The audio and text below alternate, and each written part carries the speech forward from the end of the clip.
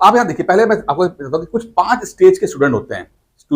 Stage 1, stage 2, stage 3, stage 4, stage 5।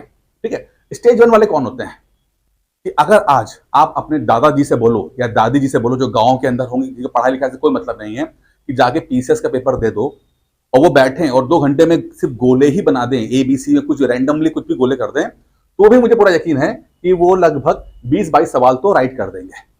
ऐसे ही randomly 20-22 सवाल अपने आप राइट हो जाते हैं।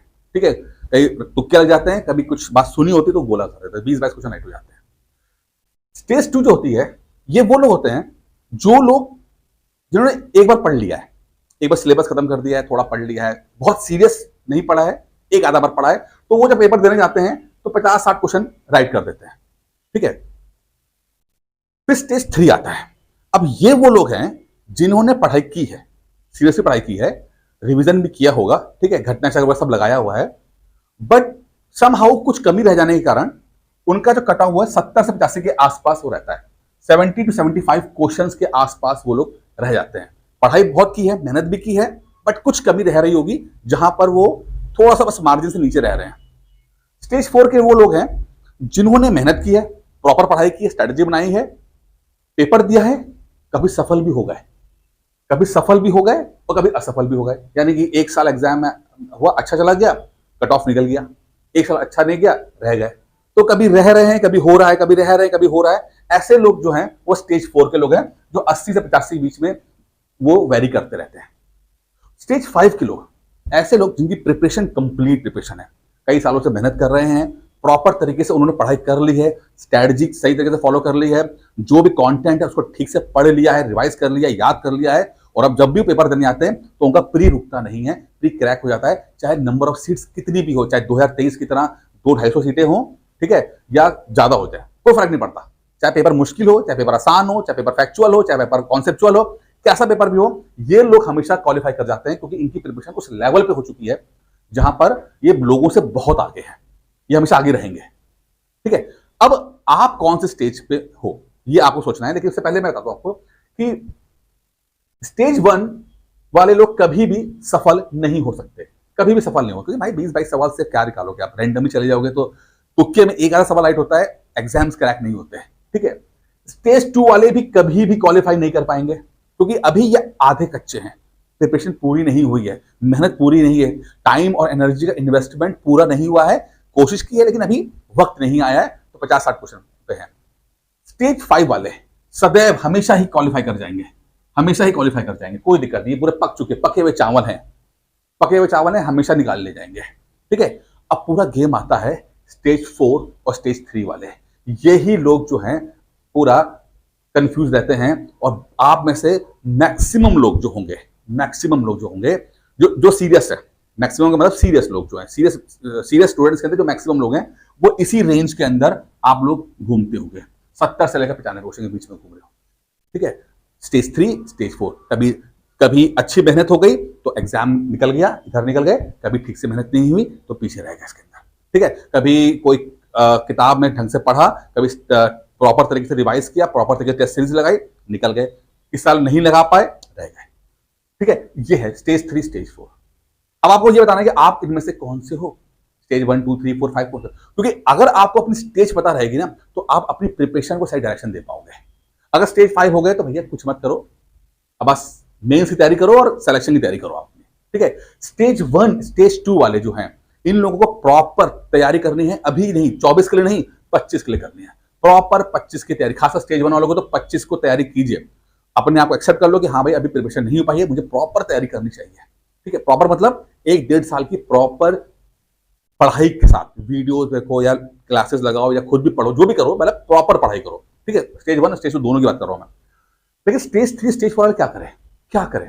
ठीक है, क्योंकि पढ़ाई तो की है, सिलेबस पढ़ा भी है।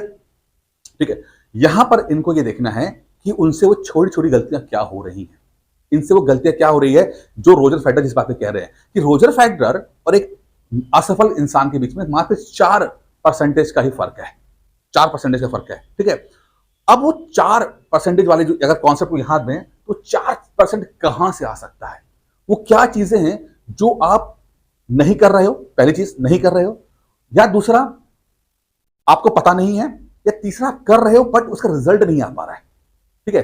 अब आपको पता नहीं है, इसके लिए तो फिर चलो आप बात जो एक्सपीरियंस वाले लोग हैं उनसे बात कर सकते हो, एडवाइस दे सकते हो। कभी कभी ऐसा होता है कि हम मेहनत तो कर रहे हैं बट प्रॉपर तरीके से मेहनत नहीं हो रही है, इस कारण से रिजल्ट भी प्रॉपर तरीके से नहीं आ रहा है। ये संभावना बहुत रहती है क्योंकि अमूमन इंफॉर्मेशन इतनी फैल चुकी है कि लोगों को जो यहां तक पहुंच चुका है उसको काफी कुछ पता रहता है, बट चूंकि इनडिसिप्लिन होने के कारण, डिसिप्लिन नहीं है, प्रॉपर जो एक बिलीव होता है किसी स्ट्रैटेजी के ऊपर वो बिलीव नहीं है, थोड़ा फ्लक्चुएशन ज्यादा कर जाते हैं, एनर्जी का लॉस ज्यादा कर जाते हैं, टाइम का लॉस ज्यादा कर जाते हैं, तो गड़बड़ कर जाते हैं, तो जो जो स्ट्रैटेजी है वो पूरा रिजल्ट नहीं दे रही होती है। तो ये ऐसे लोगों को मैं कह रहा हूं कि पहले आप अपने कहते हैं लूप होल्स, उसको देखो। लूप होल्स क्या है? आपकी एनर्जी कहां से बह रही है, मतलब लीक कर रही है। क्या आप ऐसा क्या कर रहे हो जो आपकी एनर्जी जो लीक हो रही है? क्या आप जरूरत से ज्यादा किताबें पढ़ रहे हो? क्या आप जरूरत से ज्यादा वीडियोस देख रहे हो? ठीक है। क्या आप रिवीजन नहीं कर रहे हो? क्या आपने घटना चक्र पढ़ी बट उसको ठीक से नहीं पढ़ा, सिर्फ रीड कर लिया, लेटे लेटे पढ़ाई कर रहे हैं, ठीक है, लेकिन उसको टेस्टों के फॉर्म में नहीं दिया, क्योंकि दिमाग को ट्रेन करना जरूरी होता है। तो ये चीजें आपको थोड़ा सा अपने बारे में समझनी है कि आप ऐसा क्या करो कि एक सेफ मार्जिन पे आ जाओ। और यकीन मानिएगा आप में से मैक्सिमम लोग जो हैं उन्हें बहुत ज्यादा कुछ करने की जरूरत नहीं है। ऐसा नहीं कि बहुत ज्यादा कुछ, क्योंकि इनको है बहुत ज्यादा कुछ करने की जरूरत, आपको नहीं है।